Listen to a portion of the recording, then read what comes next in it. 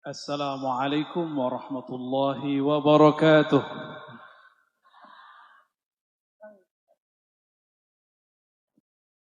Alhamdulillahilladzi syarrafana bidzikri sayyidina Muhammad. Walhamdulillahilladzi ja'alana min ummati sayyidina Muhammad sallallahu alaihi wasallam. Asyhadu an la ilaha illallah wa asyhadu anna Muhammadan abduhu wa rasuluh. Allahumma salli wa sallim wa barik alaihi. Amma ba'du. Allahumma akhrijna min zulumatil wahmi wal jahli ila al ma'rifati wal ilmi, amin ya rabbal alamin. Puji syukur kepada Allah.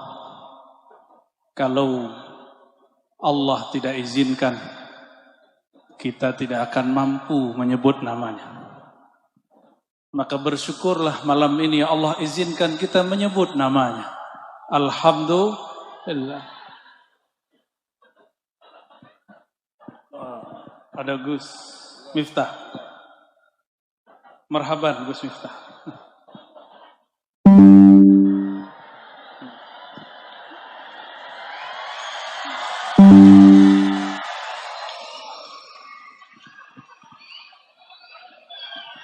Insyaallah. Allahumma shalli.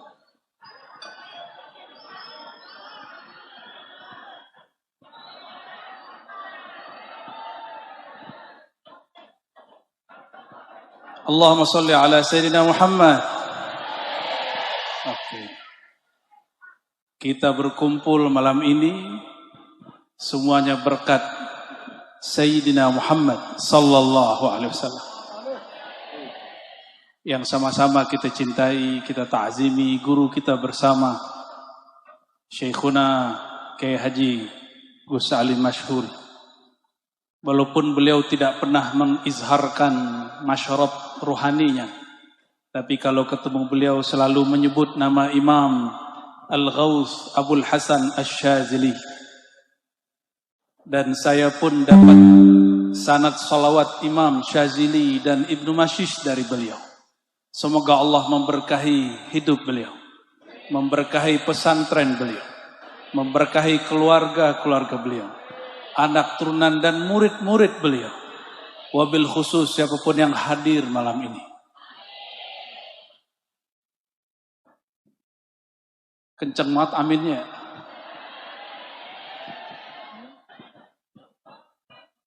Waktu saya juga tidak panjang karena sudah ada Gus Miftah. Labas. Saya diminta untuk berbicara mengenai khasa'is haul. Keistimewaan haul. Di dalam hadis Imam Muslim, coba perhatikan nih hadis. Kalau tadi yang dibaca nama beliau, sekarang kalamnya.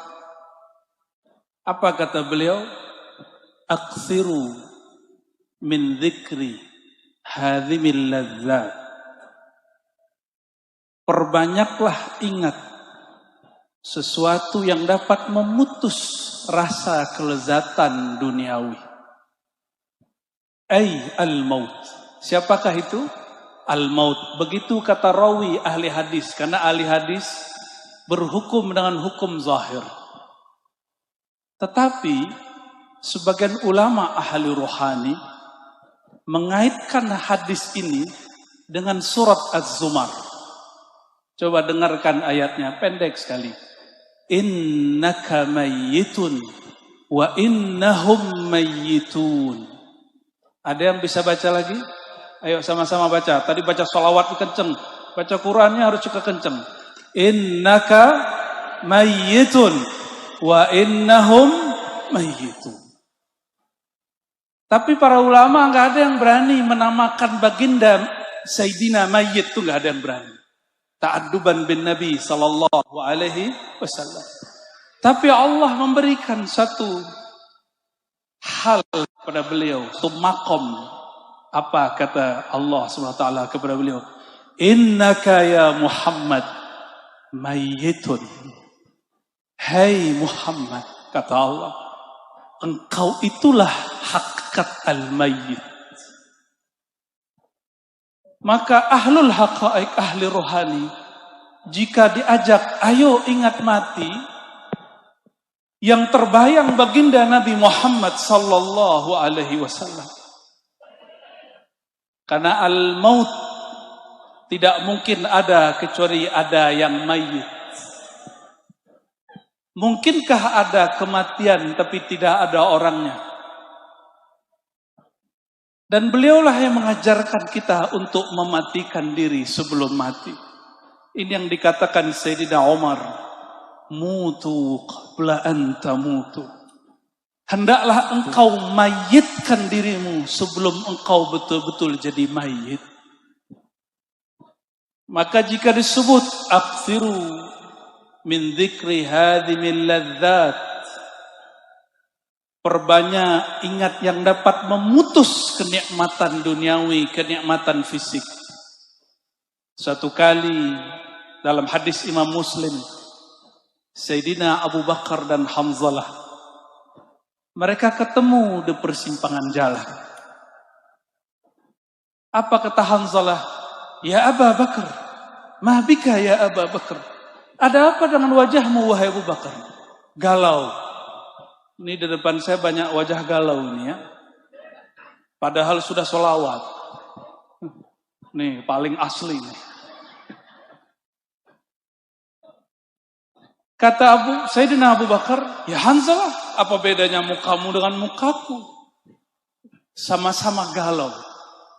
Tapi perhatikan, galaunya Sayyidina Abu Bakar bukan masalah jodoh.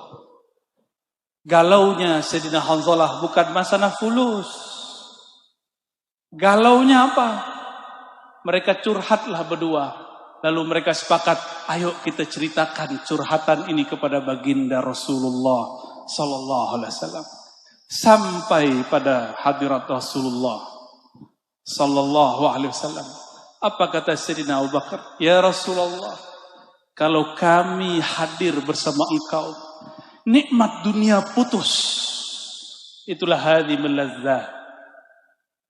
Kalau kami datang kepada engkau wahai baginda, kami lupa dengan keluarga, lupa dengan pekerjaan, lupa semuanya. Ka'annal jannah baina a'yunina. Seakan-akan akhirat surga sudah di depan kami. Itulah yang disebut al-maut. Gak mungkin orang merasakan ini kalau dia belum mati. Maka siapapun yang merindukan surga, sebenarnya dia telah mematikan dirinya sebelum mati. Siapa saja yang merindukan baginda Rasulullah SAW, dia telah merindukan kematian sebelum itu datang menjelang. Maka Rasulullah SAW mengatakan, seandainya lau tadumuna ala ma kuntum indi wa dzikri, seandainya kalian membawa rasa ini, rasa apa? Rasa al-maut. Rasa putusnya semua kelezatan dibawa kemana-mana. Kalau bahasa Sidi Ahmad bin Idris al-Idrisi dan Sidi Ahmad Tijani, begitu juga diambil dari kalam Imamuna Abul Hasan Syazili, dibawa nur. Nur apakah yang dibawa? Nur Sayyidina Muhammad sallallahu alaihi wasallam. Maka semua kelezatan duniawi menjadi hamba. Jadi walaupun tadi datang di dalam beliau itu makanan lezat-lezat semua. Apa kata beliau? No, makan. Nih, Imam Syazili makannya enak. Tapi melihat beliau, teringat saya baginda Rasulullah SAW. Sayyidina Abu Hurairah disajikan makan saat pulang kampung ke Najd. Hadis Imam Ibnu Majah. Ketika dia melihat makanan, ternyata makanan itu nikmat sekali. Harumnya bukan main. Tapi bukannya dia makan, air matanya menetes. Apa kata beliau? Ma'akala habibi hadza ta'am. Kekasihku baginda Rasulullah SAW tidak pernah makan seenak ini. Itulah beliau Sayyidina Muhammad sallallahu alaihi wasallam.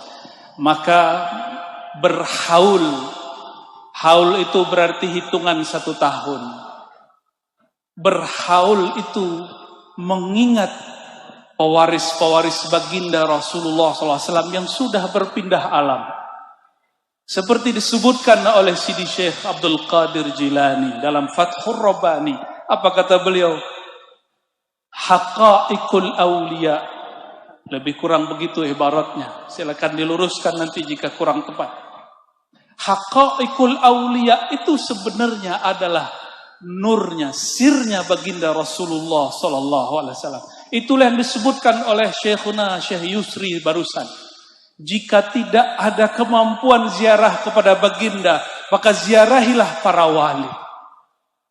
Dan kami tadi dapat bekal cerita dari beliau tentang mbah beliau, Mbah Muhdar. Tapi saya nggak beri nanya satu, Pak Kiai, satu hal. Namanya kok semuanya nama habaib, Muhdar gitu. Jangan-jangan masih bagian itu. Coba itulah hebatnya kiai-kiai Jawa. Mereka ini memasturkan nasab Nur Muhammadnya sallallahu alaihi wasallam. Maka mohon maaf para habaib, saya cinta kepada semua antum. Berterima kasihlah kepada semua kiai. Nggak ada kiai, tidak ada yang hormat kepada habaib. Tidak ada kiai, tidak ada yang mengenal bagaimana cara cinta kepada habaib. Maka kita katakan, lakumus syukra ayuhal masyayikh. Wahai para kiai, terutama guru kita. Semoga Allah membalasi engkau sebaik-baiknya, sesempurnanya. Amin. Rabbal alamin.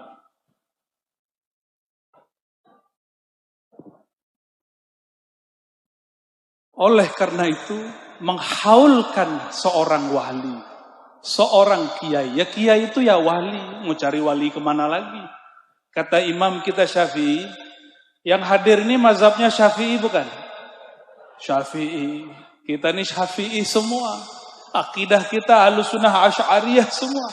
Imam Asy'ari bermazhab Syafi'i. Kata Imam Syafi'i, illam yakunil ulama awliya, famanil awliya.